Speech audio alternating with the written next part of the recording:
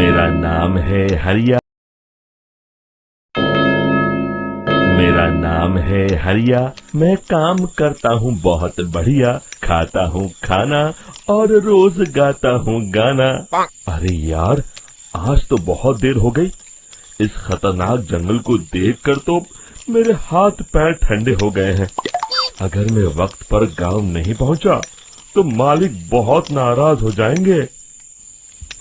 तभी हरिया को एक आवाज सुनाई देती है।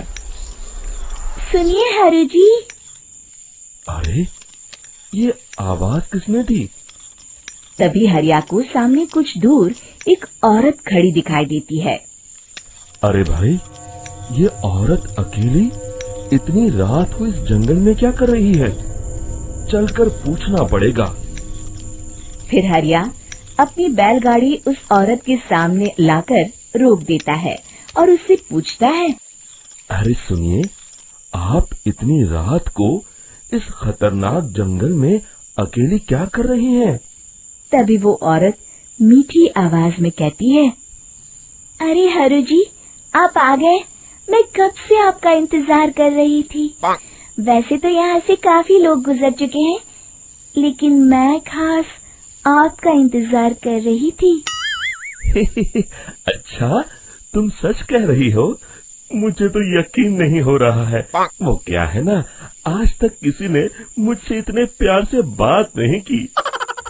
हाँ हाँ हरु जी, मैं सच कह रही हूँ।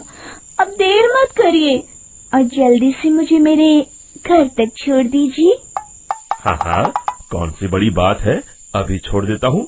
आप मेरे पीछे बैलगाड़ी में बैठ जाइए और मुझे रास्ता बताते चलिए। फिर वो औरत हरिया की बैलगाड़ी में बैठ जाती है और हरिया बैलगाड़ी हाँकता हुआ आगे चल पड़ता है। फिर उस औरत के बताए हुए रास्ते पर चलते चलते हरिया बैलगाड़ी लेकर एक काली गुफा के आगे आकर रुक जाता है। हरिया उस औरत से पूछता है, हाँ देवी जी, आपका घर कहाँ है? यहाँ तो एक गुफा के अलावा और कुछ नहीं है। तभी अचानक वो औरत हवा में उड़ने लगती है। देखते ही देखते उसका सुंदर रूप एक डरावनी चुड़ैल में बदल जाता है और वो जोर जोर से हंसती है। अरे तू तो एक नंबर का बेवकूफ निकला। तू तो बड़ी आसानी से मेरी बातों में आ गया। अरे मर गया रे, ये तो एक चुड़ैल है।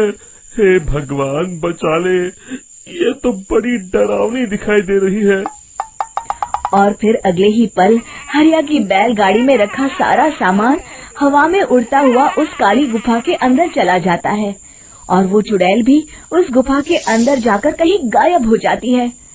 हरिया ये नजारा देख बुरी तरह घबरा और परेशान हो जाता है। अरे, ये चुड़ैल तो मेरा सारा सामान लेकर गुफा में गायब हो गई। अब क्या होगा? अगर मैं गांव खाली हाथ गया तो मालिक मेरी अच्छी खबर लेंगे। मेरी इस बात का कोई यकीन भी नहीं करेगा। फिर आखिर वही हुआ। हरिया के मालिक चंपक सेठ को हरिया की किसी भी बात पर रत्ती भर भी यकीन नहीं हुआ। चंपक सेठ को लगा हरिया झूठ बोल रहा है और उसने ही लालच में आकर सारा सामान हड़प कर लिया है। फिर हरिया को बेईमान समझकर चंपक सेठ उसे काम से निकाल देता है। अगले दिन अपनी दुकान में परेशान बैठा चंपक सेठ गुस्से में बड़बड़ाता है। अरे, दुकान में तो सामान बिल्कुल भी नहीं है।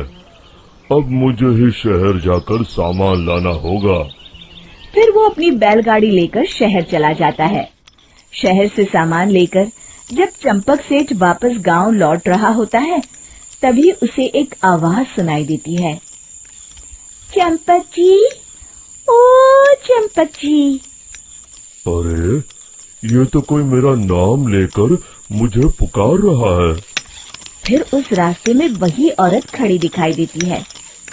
फिर क्या था, हरिया की तरह चंपक सेठ भी उस औरत के पास अपनी बैलगाड़ी लेकर जाता है और वो भी उसकी चिकनी चुपड़ी बातों के मुंह जाल में फंस जाता है। फिर चुड़ैल उसे भी अपनी गुफा तक ले जाती है और उसका सारा सामान लेकर गुफा में गायब हो जाती है। बेचारा चंपक सेठ लाचार होकर खाली हाथ गांव लौट आता है।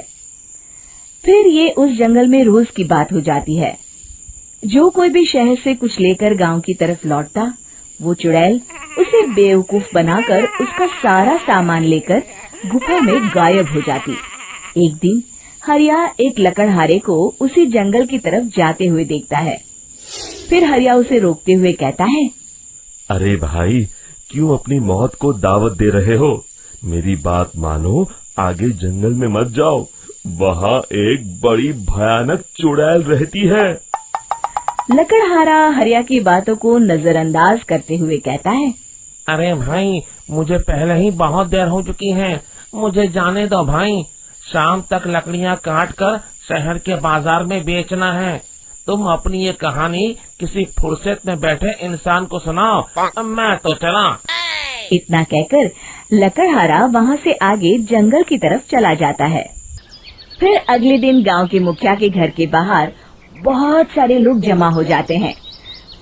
तभी हाथ में कुल्हाड़ी लिए खड़ा लकड़हारा कहता है, अरे मुखिया जी, अब आप ही हमें बचाइए उस जंगल वाली चुड़ैल से। हमारा सारा काम तो शहर से ही होता है। अरे मुखिया जी, उस चुड़ैल की वजह से तो मैं पूरी तरह बर्बाद हो गया हूँ।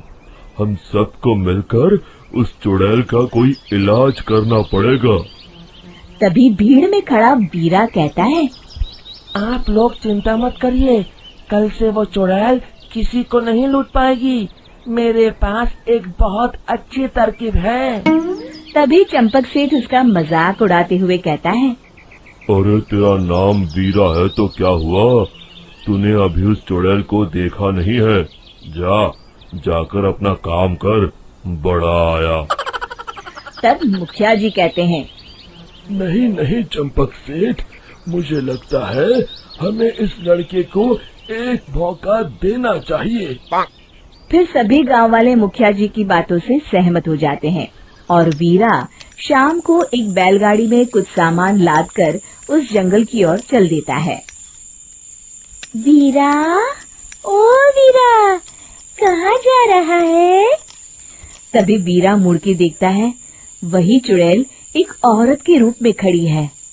अरे बहन जी, मैं आपको ही ढूंढ रहा था। देखिए, मैं आपके लिए क्या लाया हूँ। हैं? अरे वाह, तो खुद मेरे लिए इतना सामान लाया है। तू ही अकेला गांव में समझदार है। जरा देखो, मैं भी खोल के, बड़े भूख लगी है। जैसे ही चुड़ैल उस सामान पर से कपड़ा हटाती है, एक भगवान शिव की तेज रोशनी उसके अंदर मूर्ति से निकलती है और चुड़ैल अपने असली रूप में आकर जलने लगती है। अरे मैं जल रही हूँ, बचाओ! बचाओ! ओम नमः शिवाय, मर गई मैं! देखते ही देखते वो चुड़ैल राख के साथ उड़ जाती है और सभी गांव वाले भी वहां जाते हैं। शिक्षा बुराई पे सदा अच्छाई की ही जीत होती है।